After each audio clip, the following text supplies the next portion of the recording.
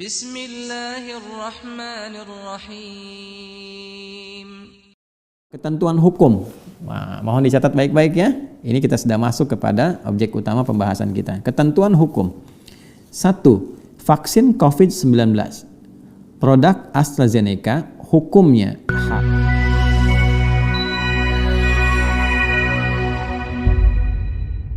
Bismillahirrahmanirrahim. Assalamualaikum warahmatullahi wabarakatuh. Alhamdulillah wassalatu wassalamu ala Rasulillah wa ala alihi wa sahbihi wa man walah wa ba'd. Fa ya ahbaballahi wa ahbab rasulih sallallahu alaihi wasallam, usi nafsi wa iyyakum bi taqwallahi faqad fazal muttaqun fala tamutunna illa wa antum muslimun. Faqala ta'ala ya ayyuhalladzina amanu taqullaha haqqa tuqatih wa la tamutunna illa wa antum muslimun. Saudara-saudariku, berjumpa kembali di hari ini sudah masuk tanggal 15 Dzulhijjah tahun 1442 Hijrah bertepatan dengan 25 Juli 2021 Masehi. Semoga sampai dengan detik ini, malam ini kita dirahmati, dilindungi dan disehatkan oleh Allah Subhanahu wa taala. Pun demikian seluruh tatanan aktivitas kita semoga dibimbing oleh Allah sehingga semakin lebih baik, lebih mulia dibandingkan dengan hari-hari sebelumnya yang telah kita lewati. Saudara-saudariku, kali ini kita akan coba melanjutkan bahasan tentang hukum vaksin yang digunakan dalam program vaksinasi di Negara Kesatuan Republik Indonesia. Setelah kemarin kita tuntas menyampaikan tentang hukum vaksin Sinovac di antara vaksin yang digunakan dalam program vaksinasi di Indonesia. Saya ingin berikan dua penekanan utama sebelum kita membahas kepada vaksin yang kedua yang digunakan dalam program vaksinasi di Indonesia, yaitu produk AstraZeneca. Dua hal yang ingin saya tegaskan adalah, yang pertama, bahwa bahasan kita dibatasi pada hukum syariat terkait dengan penggunaan vaksin dalam program vaksinasi yang dimaksudkan. Kita belum membahas tentang topik-topik lain, perbandingan vaksin satu dengan vaksin yang lainnya, bagaimana efikasi vaksin yang dimaksudkan atau hal-hal lain yang terkait dengannya. Saat ini pembahasan kita terkonsentrasi pada hukum vaksin yang digunakan dalam program vaksinasi. Latar belakangnya adalah ketika pemerintah menetapkan penggunaan vaksin Sinovac dan produk AstraZeneca di Indonesia, maka tugas ulama, baik itu yang terkumpul di Majelis Ulama Indonesia ataupun juga individu-individu ulama, memiliki kewajiban untuk memberikan kejelasan hukum bagi umat Islam khususnya. Saya ulangi, untuk memberikan kejelasan hukum dalam penggunaan vaksin tadi bagi umat Islam khususnya. Karena segala perbuatan kita itu terikat oleh hukum syariat. Apakah hukumnya itu mubah, apakah sunnah, apakah kemudian wajib, apakah makruh, apakah haram, dan ini terikat dalam konsepsi hukum Islam sehingga memberikan pertanggungjawaban bagi kita ketika mengkonsumsi apapun di hadapan Allah Subhanahu wa taala sebagai nilai ibadah kita. Nah, ini penegasan yang kedua diikat nanti oleh dua hal yang paling utama yang telah kami jelaskan di pertemuan yang lalu, yaitu sisi kehalalan dan sisi kethayyiban. Kehalalan, kethayyiban. Halal baik dari segi materinya ataupun cara mendapatkannya, thayyib dari sisi kesesuaiannya dengan keadaan tubuh, dengan keadaan orang yang divaksin. Apakah itu menjadi baik bagi dirinya, apakah kondisi tubuhnya belum siap untuk divaksin, maka ini nanti melahirkan detil-detil hukum tersendiri. Hukum asal, hukum pokok telah saya terangkan di pertemuan yang lalu terkait dengan halal dan thayyib. Jadi saya tidak akan melebarkan kembali pembahasan. Ini masih tertulis ya, masih ada di papan tulis. Saya tuliskan tentang asal pokoknya. Mohon diingat kembali ya. Jadi ada halal plus thayyib, dasar hukum utamanya di Quran surah kedua Al-Baqarah ayat 168. Turunannya telah saya sampaikan di pertemuan lalu. kemudian halal terkait dengan suci ataupun baiknya dari segi materi asal, ya, ataupun cara memperolehnya, apakah itu didapatkan dengan cara yang benar, bahannya bagus, atau justru diharamkan oleh syariat. Yang kedua terkait dengan aspek thayyib, ya, bagaimana kemanjurannya atau efikasinya atau kesesuaian dengan kondisi atau penerima vaksin, ya. Kemudian juga nanti ini ada memiliki hukum turunan. Yang kedua bisa jadi turunan dari sini, yang pertama halal dan thayyib, yang kedua tidak halal tapi thayyib, yang ketiga halal tapi tidak thayyib, ya kan? Nah, dia thayyib seperti kita uraikan di pertemuan yang lalu bahwa dia thayyib misalnya tapi tidak halal. Seperti contoh bagian materi asalnya ada enzim, ya, atau mungkin tripsin yang didapatkan dari bahan yang tidak dibenarkan oleh syariat, seperti kita contohkan kemarin daging babi, dasarnya di Quran surah kedua Al-Baqarah ayat 173, ya kan? Maka di sini hukum asalnya tuh, hukum pokoknya yang tadinya bisa halal, ini bisa berubah menjadi haram karena unsur yang digunakan bersumber dari zat atau materi yang diharamkan oleh syariat. Jelas ya? Baik, namun demikian nanti ayat ini pun memberikan satu penjelasan, termasuk nanti ayat-ayat yang lainnya, bahwa bila ada kondisi darurat, famanidhurra ghairu baghin wala 'adil fala itsma 'alaih. Jika seseorang berada dalam kondisi terdesak, sangat darurat dan sangat dibutuhkan, maka boleh digunakan tanpa berlebihan, ya. Kemudian juga ini pun diikat dengan kondisi bahwa yang halalnya belum didapatkan. Kalau sudah didapatkan yang halal, sekalipun ada unsur yang haramnya, tapi yang halal itu ada, maka tidak boleh menggunakan yang haram. Sekali lagi, tidak boleh menggunakan yang haram dan wajib yang digunakan itu yang halalnya. Jelas ya? Jadi ada halal plus thayyib, ada halal belum tentu thayyib, ada thayyib belum tentu halal. Ini asal pokok yang ingin saya jelaskan terkait dengan pokok hukum syariat yang nanti akan terkait erat dengan vaksin yang digunakan.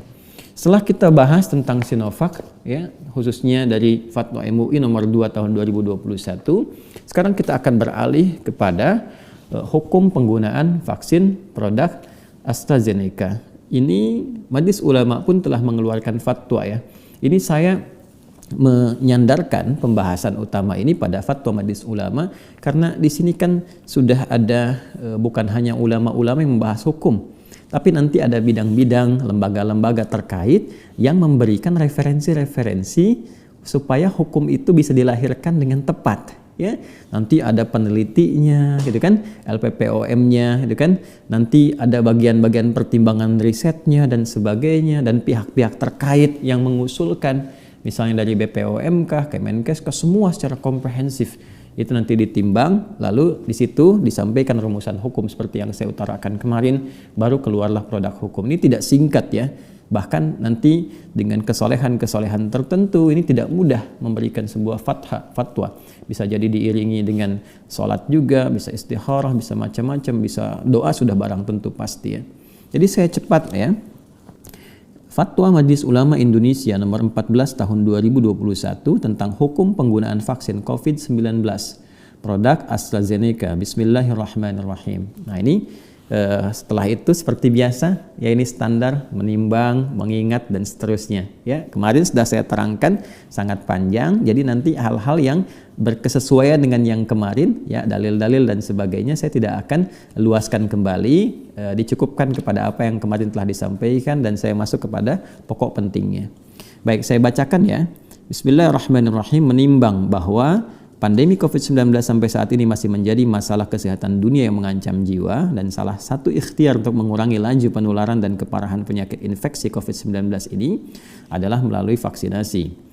Kemudian B, bahwa keberhasilan vaksinasi COVID-19 dipengaruhi oleh banyak faktor, di antaranya kecukupan ketersediaan vaksin, kecepatan vaksin diberikan kepada sasaran dan seberapa banyak sasaran tervaksinasi. C, bahwa ketersediaan vaksin masih sangat terbatas sehingga diperebutkan di berbagai negara. D, bahwa ada permohonan fatwa dari pemerintah tentang status hukum penggunaan vaksin COVID-19 produk AstraZeneca untuk dijadikan sebagai panduan pelaksanaannya. Mohon di-highlight, ya, poin yang keempat ini, yang D. Ada permohonan fatwa dari pemerintah. Ingat, perbedaannya dengan Sinovac, Kalau Sinovac itu kan permohonan sertifikasi halal, poin D-nya, dari PT Bio Farma Persero terhadap produk vaksin COVID-19 yang diproduksi oleh Sinovac Life Sciences Co. Ltd Cina dan PT Bio Farma Persero. Ya, jadi ini yang vaksin AstraZeneca ini pemerintah langsung meminta fatwa kepada MUI. Saya kira ini juga penting untuk diapresiasi. Artinya ada ketelitian di sini, tidak sembarangan memberikan, karena memang disadari ya bahwa mayoritas penduduk Indonesia ini umat Islam. Ya, dan jangan sampai keliru gitu kan? Jangan sampai keliru. Karena itu kemudian bahwa untuk itu Komisi Fatwa MUI perlu menetapkan fatwa tentang hukum penggunaan vaksin COVID-19 produk AstraZeneca untuk dijadikan pedoman.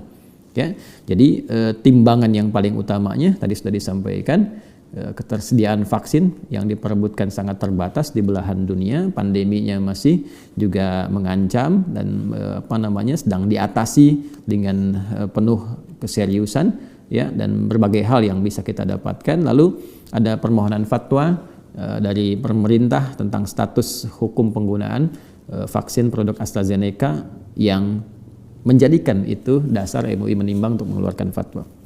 Mengingat firman Allah Subhanahu wa taala antara lain, ini yang standar yang saya sampaikan ya kemarin di pertemuan kemarin. Jadi setelah pertimbangan tadi fatwa mau keluar.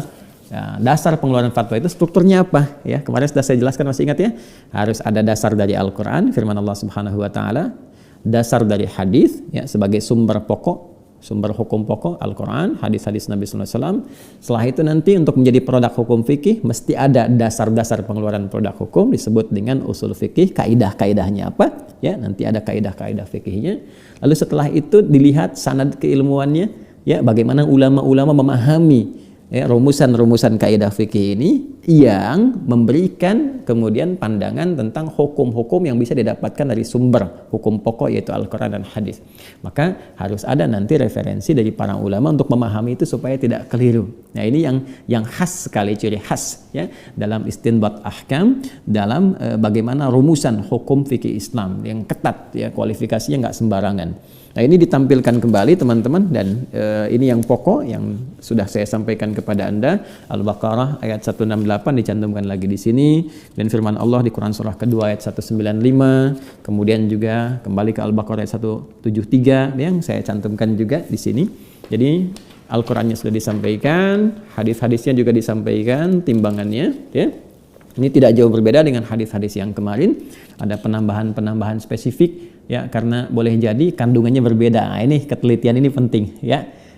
Jadi dilihat dulu nih unsur-unsur Sinovac, unsur-unsur AstraZeneca dan sebagainya, sehingga dalil-dalil terkait pun itu boleh jadi nanti ada penambahan-penambahan tertentu sesuai dengan spesifikasi materi yang diuji ya. Sehingga di sini hadis-hadisnya lebih banyak ya, sampai dengan ada berapa ini? 4 yang disampaikan. Lalu ada kaidah fikih juga ya yang diutarakan, lengkap ini struktur fatwanya. Kemudian ini memperhatikan pendapat para ulama ya dalam kitab-kitab fikihnya cukup banyak sekali ya, lebih banyak dibandingkan dengan Sinovac, dan sudah jelas saya sudah baca semuanya. Ini pasti menunjukkan ada perbedaan materi antara Sinovac dengan AstraZeneca, sehingga ada penambahan-penambahan dalil dari sebelumnya. Ini sudah sampai 9 ya dari pandangan para ulama, yang kalau di Sinovac itu lebih sedikit daripada ini karena esensinya berbeda. Kemudian 10 fatwa MUI yang nomor 4 tahun 2016 tentang imunisasi sampai fatwa MUI dan seterusnya. Ya, lalu ini saya ingin lompat ke poin ini saja ya. Jadi Al-Qur'annya sudah jelas terpenuhi, hadisnya jelas terpenuhi, banyak ya. Saya tidak bacakan ke semuanya karena kemarin sebagian sudah saya utarakan, dan teman-teman bisa mengakses ini.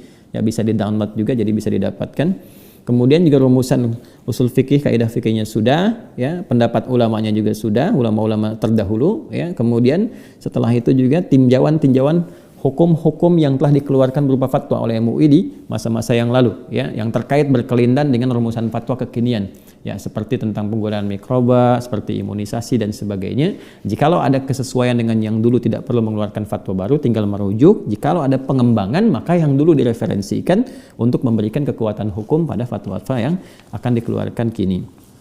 Nah, ini yang paling menarik adalah ke-14 ya, mengingat ini di poin mengingat yang ke-14 ya sebagai pertimbangan untuk pengeluaran fatwa.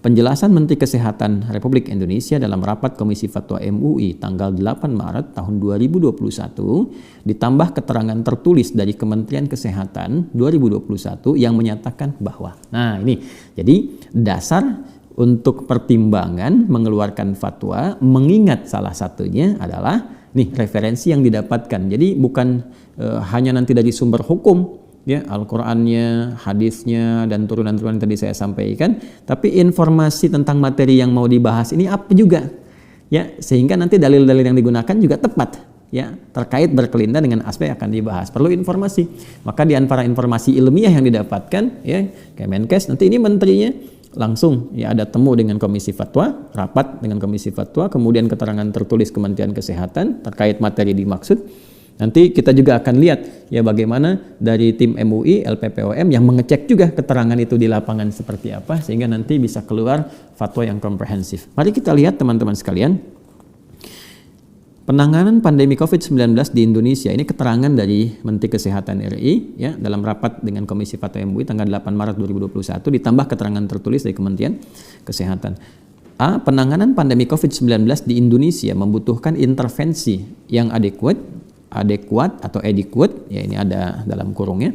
Sejak Maret 2020 sampai hari ini tercatat 37.547 orang meninggal dalam kurung pada bulan Februari sampai dengan Maret 2021.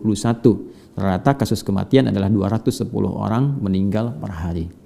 Jadi ya kita sama-sama bermohon pada Allah Subhanahu wa taala semoga Allah menerima segala yang terbaik dari saudara-saudari kita yang telah kembali kepada Allah Subhanahu wa taala. Semoga di kalangan orang-orang beriman Allah jadikan syahidah seluruhnya dan mendapatkan penerimaan yang mulia di sisi Allah Subhanahu wa taala.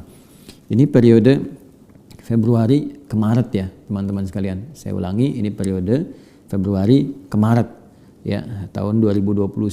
Artinya kita melihat kalau sekarang bulan Juli ya 4-5 bulan ke belakang itu 210 orang per hari ya yang meninggalnya, dan ini kan yang masuk dalam pendataan yang di lapangan terjadi kita juga belum tahu ya, atau bagaimanapun yang terjadi wallahu alam dari datanya, intinya ada tingkat kematian yang kita juga harus atasi gitu ya sebab-sebabnya. Kemudian jumlahnya di kisaran waktu itu 37.547 per harinya 210. Allahu Akbar.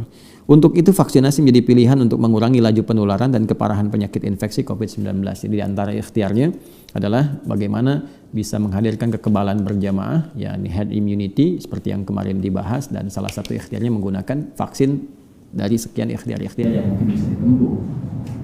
B. Keberhasilan vaksinasi COVID-19 dipengaruhi oleh lama daya tahan tubuh yang dihasilkan, efikasi vaksin, kecepatan vaksin diberikan kepada sasaran, terjadinya mutasi virus, dan seberapa banyak sasaran tervaksinasi. Sementara akses mendapatkan vaksin sangat sulit karena persaingan ketat di tingkat global. Ini udah jadi tanda bagi kita bahwa pada medio waktu itu, ya di kisaran di Februari ke Maret tahun 2021, ya ini sebagian Sinovac kan sudah ada ya, kesepakatannya, sudah ada kuotanya, namun beberapa vaksin yang diusahakan itu ya itu sangat tidak mudah untuk mendapatkannya ya, dan sementara tuntutan lokal di dalam negeri untuk ikhtiar tadi sangat dibutuhkan. Ya, nanti kita akan lihat bagaimana rumusannya di poin C. Dalam rangka melaksanakan program vaksinasi untuk mencapai target herd immunity di tahun 2021, pemerintah berupaya mengamankan akses terhadap 426,8 juta dosis vaksin COVID-19. Nah ini mungkin informasi yang nggak banyak kita tahu, gitu kan? Informasi yang nggak banyak kita tahu. Barangkali di media juga sebagian sudah sampai kepada kita bahwa ada usaha dalam ikhtiar tadi untuk mendapatkan kekebalan berjamaah atau herd immunity ini di tahun 2021 berusaha mengamankan akses. Ini akses ya, jadi bukan vaksinnya sudah dapat nih. Aksesnya seperti apa? Jadi ini boleh jadi ada ikhtiar-ikhtiar yang ditempuh untuk bisa mendapatkan akses, dapat ini, nanti yang didapatkan apa? Ya karena ini pengakuannya kan yang disampaikan ini tidak mudah ya, persaingan-persaingan di lapangan. Saya pun melakukan riset tuh dari sejak awal pandemi itu, dan adalah kesesuaian-kesesuaian yang memang di sini penting disikapi dengan bijak oleh kita semua dan bersinergi dalam kebaikan. Saya ingin teruskan, dan salah satunya adalah komitmen kerjasama antara PT Bio Farma dan Sinovac. Namun vaksin yang diproduksi sampai akhir tahun 2021 hanya sejumlah 122,5 juta dosis atau 28,7% dari rencana kebutuhan vaksin yang dibutuhkan. Ya tadi ya akses tadi sudah diusahakan dan kebutuhannya itu 426,8 juta, tapi dari Sinovac yang kemarin kita bahas itu sampai akhir tahun ini 2021 kemampuan untuk memproduksinya baru sejumlah 122,5 juta, ya 28,7%. Masih ada kekurangan artinya kalau ingin mengejar target ikhtiar tadi herd immunity. Maka poin D, usaha pemerintah untuk memenuhi kebutuhan vaksin COVID-19 lainnya adalah dengan mendatangkan vaksin COVID-19 dari AstraZeneca. Pada tahun 2021 sejumlah 113 juta dosis atau 33% dari rencana penyediaan tahun 2021 seperti yang tadi saya sampaikan. Ya. Dan pada tahun 2022 sejumlah 160,8 juta dosis, 37% dari kebutuhan nasional. Ya, artinya teman-teman sekalian kalau kita lihat, dan tadi sudah banyak juga saya uraikan dari ikhtiar yang tadi telah ditempuh, akses mendapatkan, kalau kita bisa simpulkan dengan cepatnya bahwa ini kemampuan pemerintah untuk mengakses itu baru 2, ya, terlepas dari faktor-faktor yang lain, dan memang banyak persaingan tadi disampaikan secara global yang tidak mendapatkan akses kepada yang lainnya. Boleh jadi ada mungkin yang berharap di Pfizer, ada yang berharap Moderna, ada Johnson & Johnson dan sebagainya. Boleh jadi itu sudah diusahakan, ya, atau sudah berupaya untuk diakses, cuma dapatnya Sinovac dengan akses ke AstraZeneca, ya. Wallahu a'lam, dan kita berdoa ya, pada Allah Subhanahu wa taala, ya, mudah-mudahan kalaupun program ini kemudian berlanjut dengan pandangan-pandangan menguatkan, ya, dan manfaat-manfaat yang ada dengan cara yang benar, boleh jadi Allah berikan kemudahan-kemudahan kepada yang lainnya. Yang penting kita bersinergi dalam kebaikan. Poin yang kita dapatkan adalah di sini. Nah, ini ada keterangannya, ya.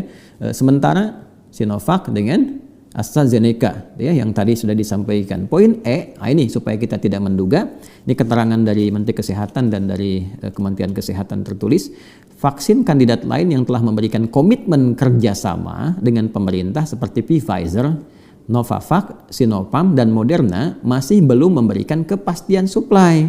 Dan saat ini vaksin tersebut sedang dalam evaluasi aspek efikasi, mutu, dan keamanan di BPOM. Nah, jadi jelas ya. Nah, intinya sederhana, kalau kita melihat di sampai poin E ini, dari pihak Kementerian Kesehatan menyampaikan ya secara tertulis, kemudian Menteri Kesehatannya juga sudah langsung rapat dengan Komisi Fatwa pada tanggal 8 Maret 2021, ya, disampaikan bahwa sudah dicoba untuk mendapatkan vaksin-vaksin yang mungkin di masyarakat banyak-banyak pertanyaan, kan? Tapi kan informasi ini jangan sampai ke kita nih, ya, mungkin ini komunikasi kalau saya boleh sarankan, mohon izin. Boleh jadi komunikasinya, ya, yang harus diperbaiki. Mohon maaf kalau dengan kata-kata ini kurang berkenan, kan? Supaya satu informasi yang utuh, yang terbuka dari atas sampai dengan ke bawah, dari pusat sampai dengan ke daerah, sehingga masyarakat mengerti dan tidak terdapat kegelisahan atau kegaduhan terkait dengan pilihan-pilihan vaksin misalnya di lapangan. Ya, ini saya kira jelas yang disampaikan bahwa sudah ada ikhtiar yang sungguh-sungguh untuk bisa mendapatkan Pfizer, Novavax, Sinopharm, Moderna, tapi belum memberikan kepastian suplai. Yang sudah ada kepastian dan kebutuhan mendesak di dalam negeri, kan, yang memberikan kepastiannya baru Sinovac dan AstraZeneca. Baik, ini dari faktor penjelasan di lapangan. Jadi jelas ya, secara teknis Indonesia atau pemerintah Indonesia ini baru mendapatkan Sinovac dan AstraZeneca. Kepentingan MUI di sini adalah memberikan kepastian hukum untuk umat Islam. Apakah ini aman secara syar'i, ya, dalam penggunaannya, mencakup hukum halal dan thayyibnya? Itu yang menjadi tanggung jawab dari ulama saat ini, baik yang tergabung di MUI, yang sudah menjadi lembaga formal tentunya di Indonesia, ya, melindungi keadaan-keadaan umat dalam beribadah dan turunan-turunannya, juga ulama-ulama individual yang memang punya peranan di masyarakat untuk memberikan pendampingan hukum. Ini Sinovac sudah masuk, hukumnya apa? Ya, sebelum digunakan harus paham. Kemudian AstraZeneca pun ada bagaimana hukumnya sehingga masyarakat mengerti nanti, jangan asal disuntik tahu-tahu bermasalah gitu kan, baik dari aspek halal ataupun thayyibnya. Baik, sebelum masuk ke kesimpulan hukum, ini dikuatkan kembali seperti tadi saya sampaikan, struktur hukumnya sudah didengar dari pihak untuk penyalur atau bahkan nanti dari produsennya, kemudian struktur hukumnya dari Al-Quran, hadis, kaidah-kaidah usul, pendapat ulama, termasuk acuan fatwa sebelumnya sudah ada. Sekarang dari poin 15, penjelasan Direktur Utama PT Bio Farma dalam rapat Komisi Fatwa MUI tanggal 8 Maret 2021, dan ditambah penjelasan tertulis PT Bio Farma Persero sebagai partner Sinovac Life Science sebagai produsen vaksin COVID-19 yang sudah tersertifikasi halal, yang menyatakan bahwa kapasitas produksi bulk COVID-19 di Sinovac berjumlah 600 juta dosis secara keseluruhan. Dari jumlah kapasitas produksi tersebut, sampai dengan saat ini Sinovac baru dapat menyanggupi suplai RTF bulk ke Bio Farma sejumlah 140 juta dosis secara bertahap. Baik ya, bisa dipahami ya. Sementara kebutuhan vaksin nasional untuk mewujudkan herd immunity sebesar 426 juta dosis. Ya, sederhana. Jadi intinya ini suplai RTF bulknya ke Bio Farma sejumlah 140 juta baru bertahap. Ya, artinya belum bisa menjangkau apa yang dibutuhkan ya bagi target herd immunity. Kemudian B, dari 140 juta dosis vaksin tersebut, dari 140 juta dosis vaksin tersebut, setelah dilakukan proses produksi di Bio Farma dengan dikurangi untuk proses pengujian QC dan hal lainnya, maka diperkirakan neto dapat tersedia sejumlah 122,5 juta dosis yang sebelumnya, poin sebelumnya. Jadi yang bulknya itu 140 juta, tapi yang jadi vaksin yang siap untuk divaksinasikan itu didapatkan 122,5 juta, yang 28, sekian persen itu dari target yang diperlukan. Jumlah 122,5 juta dosis ini masih jauh dari jumlah yang dibutuhkan oleh pemerintah untuk melaksanakan vaksinasi COVID-19 secara merata bagi masyarakat Indonesia. 16. Penjelasan Kepala Badan Pengawas Obat dan Makanan BPOM RI dalam rapat Komisi Fatwa pada Senin 8 Maret 2021 yang pada intinya menyampaikan bahwa BPOM telah melakukan proses evaluasi keamanan AstraZeneca setelah memenuhi standar keamanan, dan karenanya BPOM telah memberikan persetujuan penggunaan pada masa darurat atau Emergency Use Authorization ya EUA pada 22 Februari 2021, dan BPOM memberikan jaminan keamanan, safety, mutu, quality, serta kemanjuran efikasi vaksin COVID-19 produksi AstraZeneca yang menjadi salah satu indikator bahwa vaksin tersebut memenuhi kualifikasi thayyib. Artinya di sini dari Kemenkes data sudah dapatkan, dari menterinya juga sudah ada, kan? BPOM juga sudah meneliti, tinggal MUI-nya untuk memberikan kepastian hukum. Ya, jadi kalaupun BPOM sudah mengatakan ini bisa, boleh, atau tidak membahayakan, ya, efikasi sekian, tetap harus digali unsur materinya, halal enggak?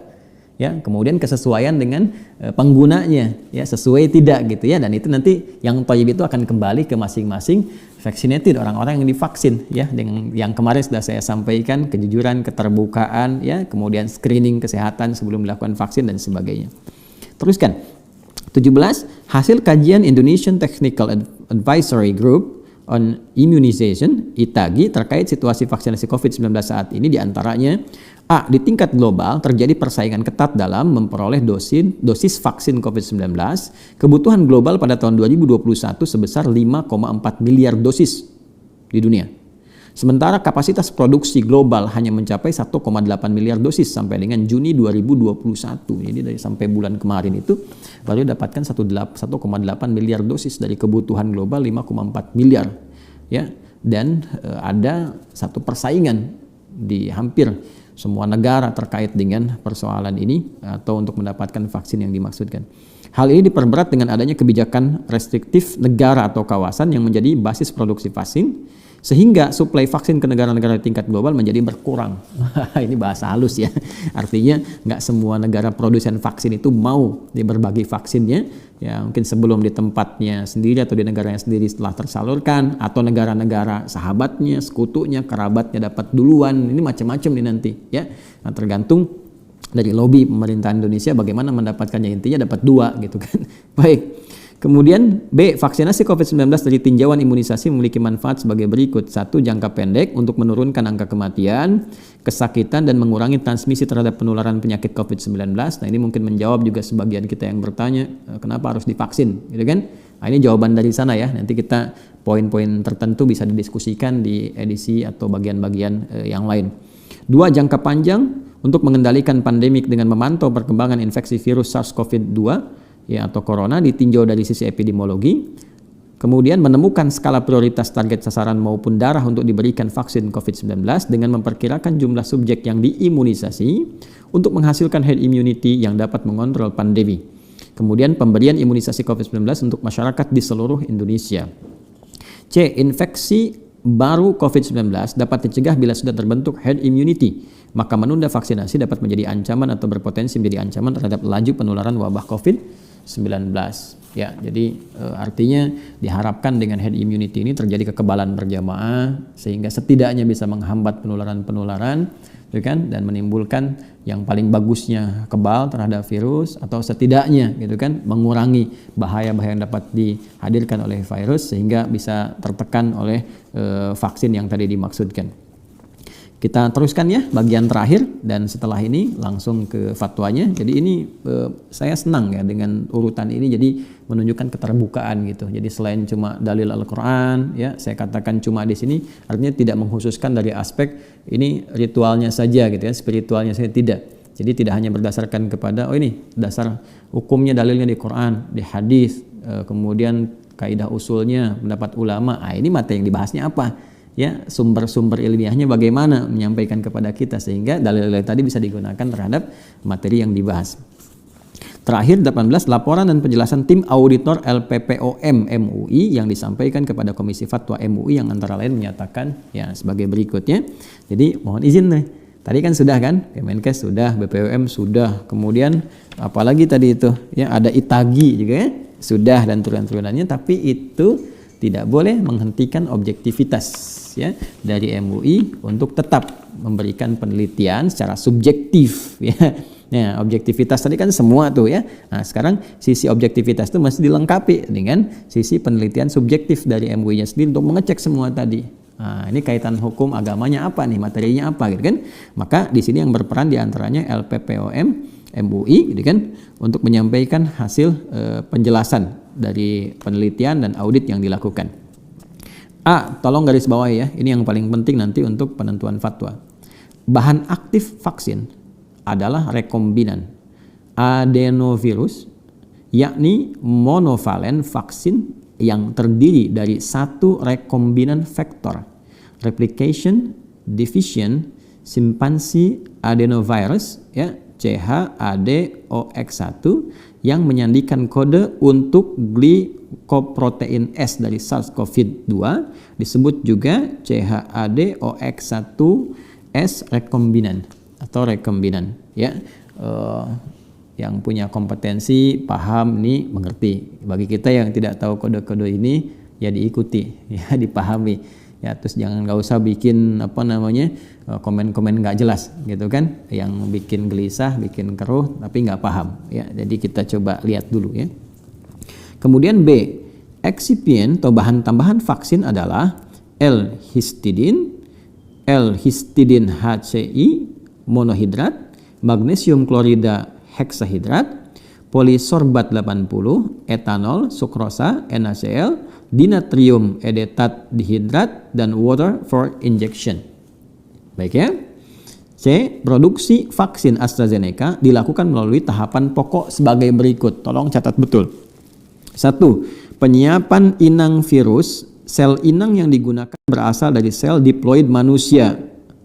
Dalam kurung HEK 293 human epithelial kidney cell yang diambil dari jaringan ginjal bayi manusia puluhan tahun lalu. Sel tersebut ditumbuhkan pada media fetal bovine serum yang disuplementasi dengan asam amino, sumber karbon, bahan tambahan lain serta antibiotik.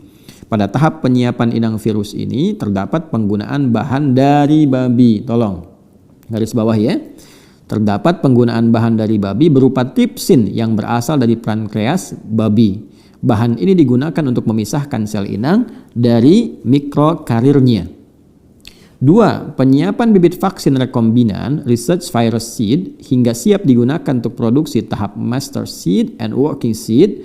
Organisme rekombinan disiapkan dengan menyelipkan replication deficient simpansi adenovirus CHADOX1 kepada kromosom bakteri E. coli. Pada tahap ini terdapat penggunaan tripsin dari babi sebagai salah satu komponen pada media yang digunakan untuk menumbuhkan E. coli dengan tujuan meregenerasi transveksi plasmid P5713 P-CHADOX1 nCoV19.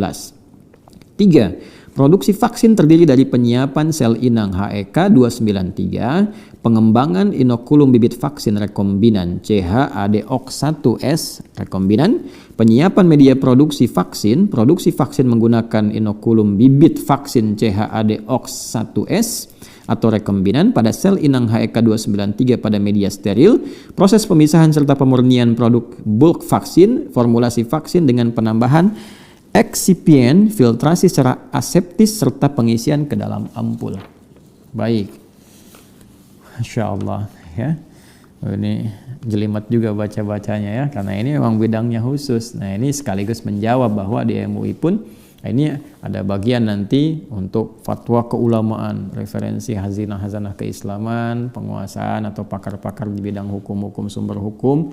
Nanti ada yang lainnya juga peneliti-peneliti ya, yang memberikan referensi-referensi material-material yang nanti memberikan kepastian hukum pada para ulama-ulama di tingkat pembahasan hukum fikih syar'i untuk memberikan produk fikihnya ya. Jadi ini kurang lebih ya. Kemudian 19, pendapat, saran dan masukan yang berkembang dalam sidang Komisi Fatwa pada rapat pleno Komisi Fatwa pada tanggal 16 Maret 2021 bertepatan dengan 2 Sya'ban 1442 Hijrah. Jadi dari 19 poin. Ya, jadi mengingatnya panjang ini, bukan 1 jam 2 jam selesai gitu kan. Ada perdebatan, ada diskusi dulu dan sebagainya sampai menemukan hukum yang insyaallah Allah meridai untuk semua itu dalam tahapan ikhtiar. Sekarang kita lihat hukumnya.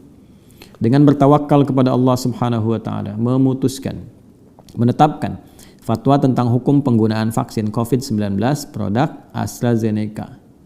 Baik, pertama, ketentuan hukum dalam fatwa ini yang dimaksud dengan vaksin COVID-19 produk AstraZeneca ialah vaksin COVID-19 yang diproduksi oleh AstraZeneca di SK Bioscience Co. Ltd. Andong, Korea Selatan. Ya, ingat ya. Jadi ini yang dimaksudkan dan ini yang diterapkan di Indonesia dan ini yang diteliti oleh MUI. Kedua, ketentuan hukum.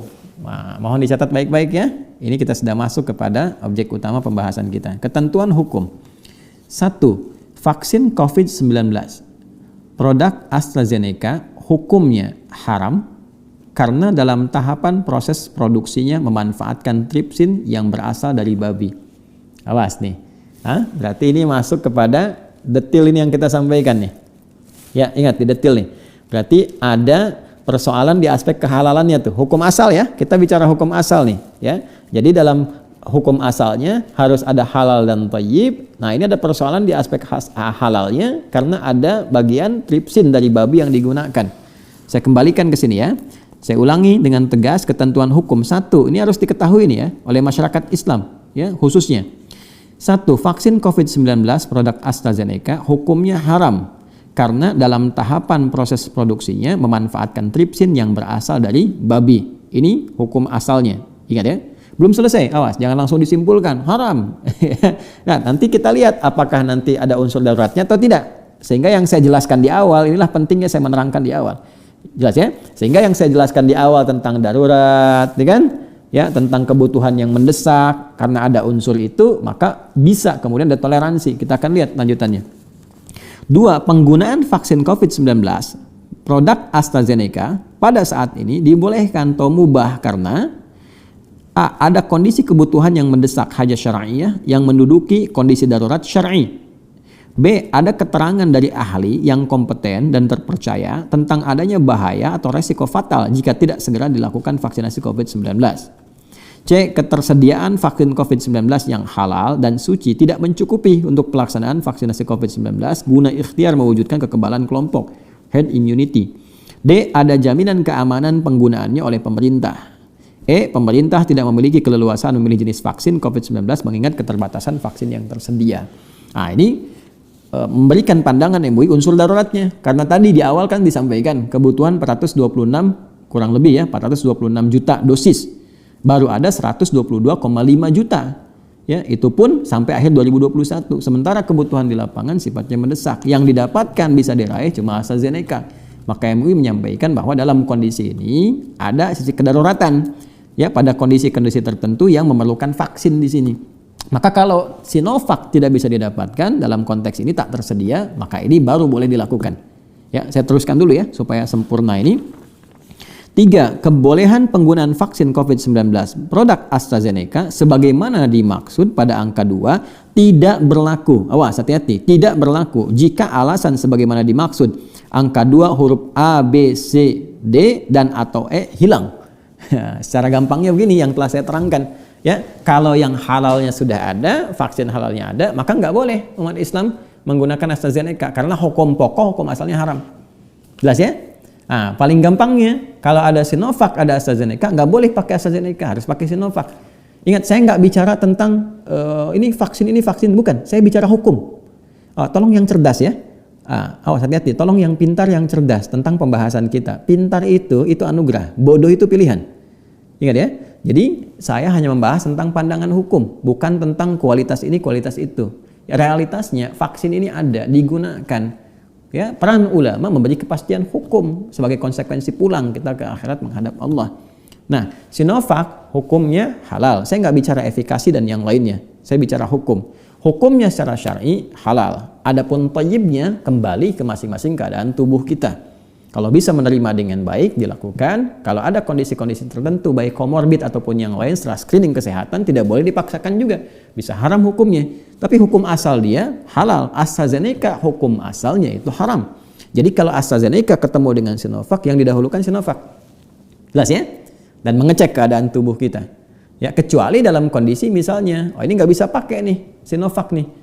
Karena berat kondisi tubuh kita nggak sesuai dengan itu setelah screening kesehatan, ternyata yang cocok AstraZeneca misalnya. Dan kalau nggak pakai itu, berbahaya buat tubuh. Ada kondisi medis membuktikan, maka ini darurat boleh digunakan. Awas, ya.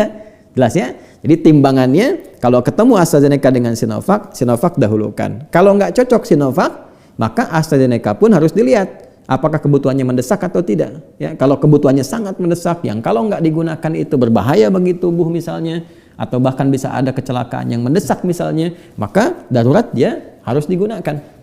Ya, bahkan nanti bisa naik hukumnya ke wajib gitu kan kalau memang itu memang harus digunakan.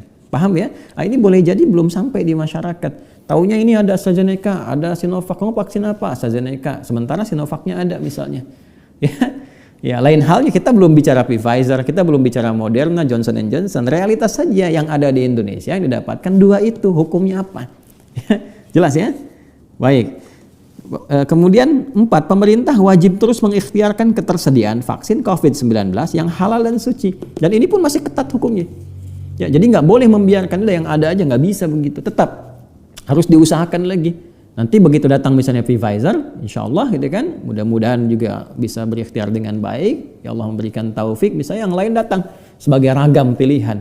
Ya sekarang bisa misalnya Pfizer, Moderna, Johnson & Johnson atau yang lainnya, Sputnik misalnya dari Rusia, ya sama MUI akan memulai tugasnya lagi, dicek lagi. Ya halal enggak nih? Ya kan? Kemudian mendesak enggak sifatnya nih? Efikasinya bagaimana dan sebagainya, nanti tinggal dikomparasikan, nanti akan muncul hukum. Ini kan? Saya nggak mau divaksin aja, itu persoalan lain, nanti kita bincang lagi gitu ya. Ini saya memberikan dulu pandangan hukum supaya jelas ya pada apa yang dikerjakan dalam program vaksinasi. Mohon maaf ya, kalau dalam hal tertentu diksinya saya tekankan untuk memberikan sebuah kepastian. Ya. Kemudian, umat Islam wajib berpartisipasi dalam program vaksinasi COVID-19 yang dilaksanakan oleh pemerintah untuk mewujudkan kekebalan kelompok dan terbebas dari wabah COVID-19 dengan pandangan tadi yang telah disampaikan. Ya, jika ada kesesuaian dengan vaksin itu, ya, kemudian juga ada peluang-peluang untuk mendapatkan kekebalan dan tidak ada persoalan-persoalan dengan vaksin yang dimaksudkan. Ya, baik. Ketiga, rekomendasi.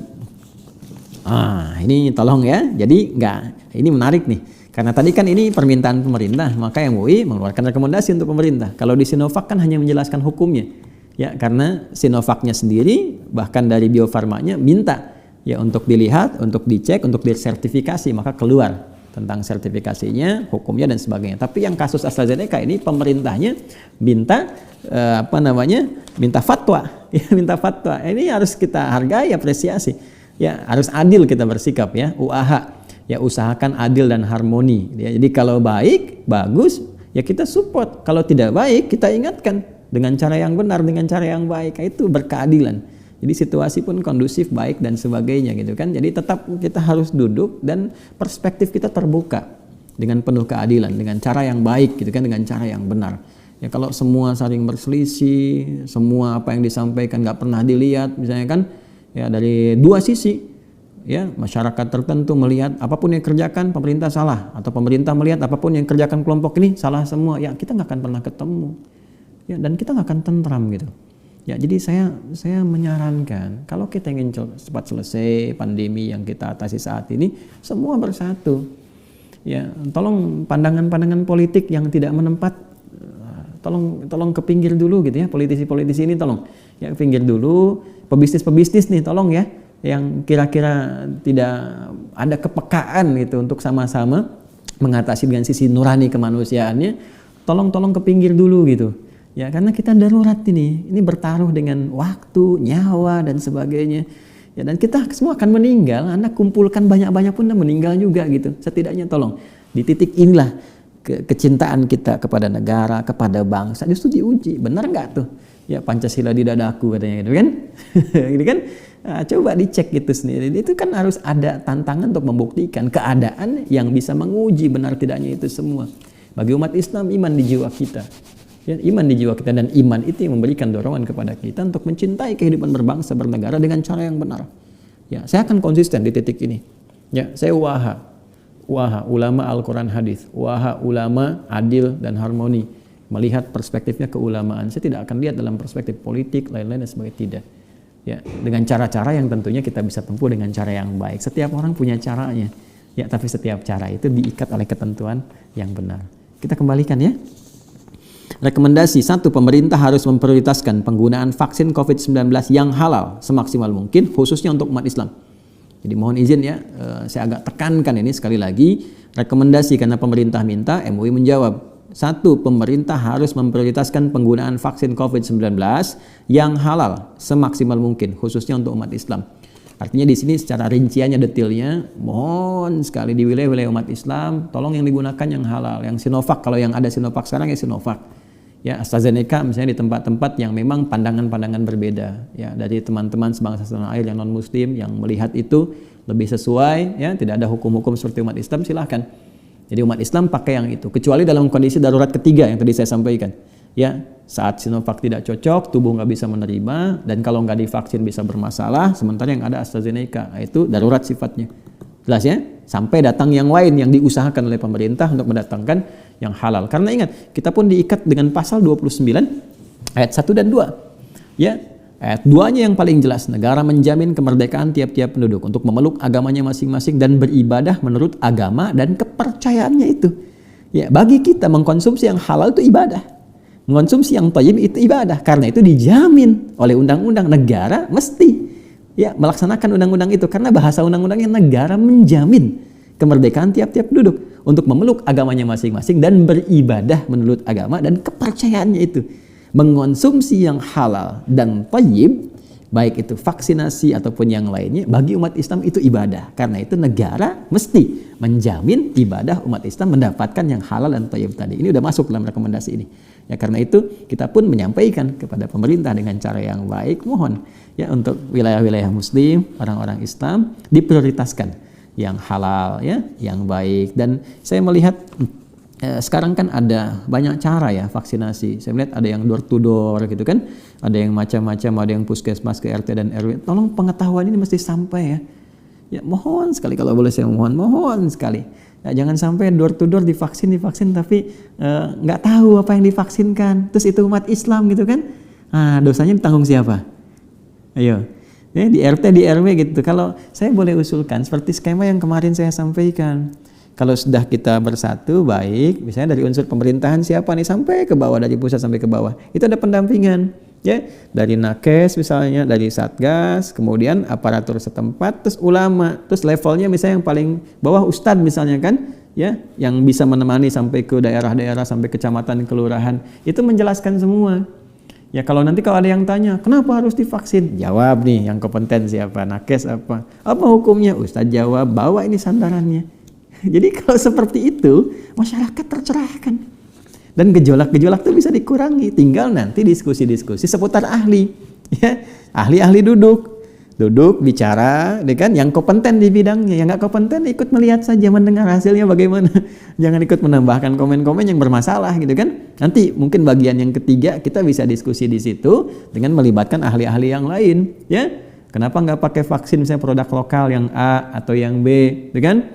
Kenapa divaksin sementara virusnya masih mutasi-mutasi, kan? Sehingga efikasinya menurun. Ya, bagaimana kondisinya kalau nggak divaksin, dengan divaksin resikonya bagaimana? Itu persoalan yang berbeda. Ya. Sekarang konsentrasi kita kepastian hukum dulu pada vaksin yang sudah ada. Paham ya? Baik. 2, rekomendasinya pemerintah perlu mengoptimalkan pengadaan vaksin COVID-19 yang tersertifikasi halal. Tegas. 3, pemerintah harus memastikan vaksin COVID-19 lain yang akan digunakan agar disertifikasi halal dalam kesempatan pertama guna mewujudkan komitmen pemerintah terhadap vaksinasi yang aman dan halal. Seperti tadi saya sampaikan, kalaupun nanti datang Pfizer, datang Moderna, datang Johnson & Johnson, datang Sputnik dan sebagainya, tetap ya keadaan itu walaupun efikasinya tinggi, kemanjurannya dan sebagainya, tetap harus dilihat, dicek dari unsur keamanan hukum syariatnya. Halal enggak? Ya kan? Thayyib enggak? Baik, alhamdulillah. Kemudian 4, pemerintah harus menjamin dan memastikan keamanan vaksin yang digunakan.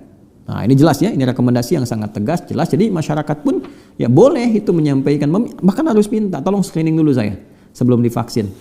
Ya, dan mohon sekali, kalau bahasanya kurang baik, mohon saya juga diingatkan supaya menata kalimatnya baik. Ya kepada yang berwenang, otoritas-otoritas, mohon disesuaikan dengan keadaan psikologis masyarakat gitu. Ya, jadi mengambil kebijakan-kebijakan termasuk di perusahaan-perusahaan. Ini saya banyak mendapatkan ya bukan hanya curhat gitu ya, tapi kegelisahan ya, dalam tanda petik misalnya pengaduan-pengaduan. Ada orang memang kondisinya lagi kurang nyaman, tapi di pekerjaannya kalau nggak kamu vaksin, kamu nggak dapat pekerjaan, atau kamu bisa berhenti, atau kamu nggak bisa mengakses proyek dan sebagainya.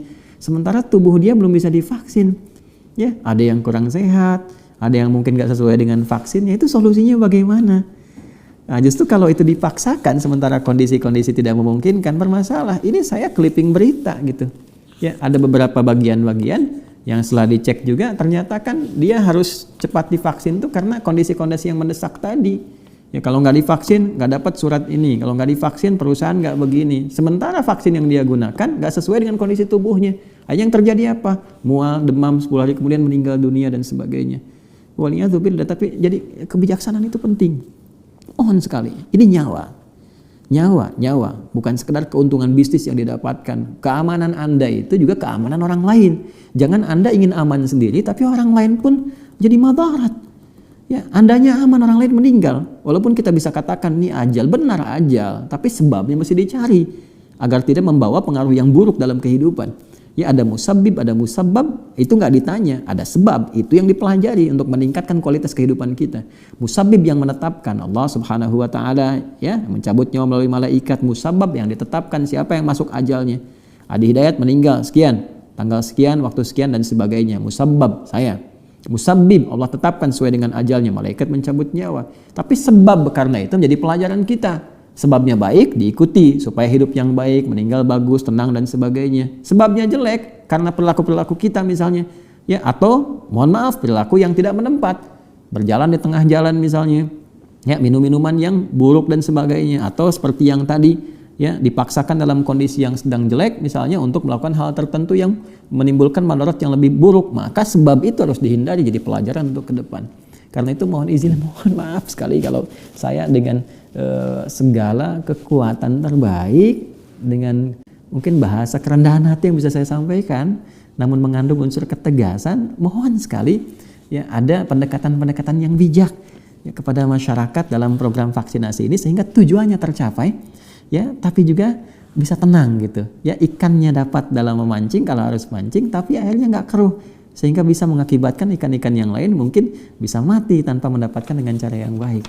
Ya, bagi hewan gampang kita katakan kalimat mati, tapi bagi manusia meninggal itu sesuatu yang besar nilainya, bahkan agung nyawa itu di hadapan Allah Subhanahu wa taala. Mohon maaf kalau kalimat saya di sini ada penegasan-penegasan untuk kebaikan kita semua dengan dasar cinta tentunya, tidak dengan yang lain. Baik. 5. Ini yang paling tegas nih. Yang paling tegas, saya senang dengan independensi ini. Pemerintah tidak boleh melakukan vaksinasi dengan vaksin yang berdasarkan pertimbangan ahli yang kompeten dan terpercaya menimbulkan dampak yang membahayakan. Jelas. Independen nih, saya senang dengan poin kelima ini. Jelas dari apa yang tadi saya sampaikan, penegasannya ini. Jadi saya ulangi ya, pemerintah tidak boleh melakukan vaksinasi dengan vaksin yang berdasarkan pertimbangan ahli yang kompeten dan terpercaya menimbulkan dampak yang membahayakan. Artinya baik Sinovac ataupun AstraZeneca, ternyata setelah di screening kesehatannya misalnya vaccinatednya oleh vaccinator, terlihat ada yang membahayakan, ada yang nggak cocok dan sebagainya. Dan termasuk, maaf nih, ya jangan dari vaccinator saja yang harus disoroti, ya yang divaksin pun ini mesti bijak. Jangan karena tekanan-tekanan pekerjaan, tekanan di kampus mesti begini, kalau nggak dapat nih nggak dapat surat, nggak dapat nih nggak diproses di RT RW setempat atau apa, ya Anda melapor, ya sampaikan. Saya ini kalau divaksin Pak bisa berdampak buruk buat kesehatan saya, Bapak tanggung jawab nggak, balikin lagi ya ke pihak-pihak yang menuntut Anda. Saya minta di atas kertas tertulis, kalau saya misalnya ada dampak-dampak yang sangat buruk buat kesehatan saya, baik sakit ataupun misalnya qadarullah saya meninggal dunia, Anda bertanggung jawab karena penyebab ini. Ya, ada tertulisnya. Jadi jangan sepihak bikin perjanjian juga, dan kita punya hak untuk itu. Ingat, rezeki itu sudah diatur. Tapi ikhtiar kita kembali kepada kesadaran kita dan kesungguhan kita. Ya. Jadi jangan bebankan satu kehidupan kita pada satu aspek. Allah membuka luas kehidupan ini. Kalau ada yang paksa-paksa sementara kita misalnya nggak bagus kondisinya, ya peluang rezeki bisa ada di tempat lain. Tapi pun kita bisa berikhtiar dengan cara berdiskusi dan pengajuan-pengajuan dengan cara yang baik.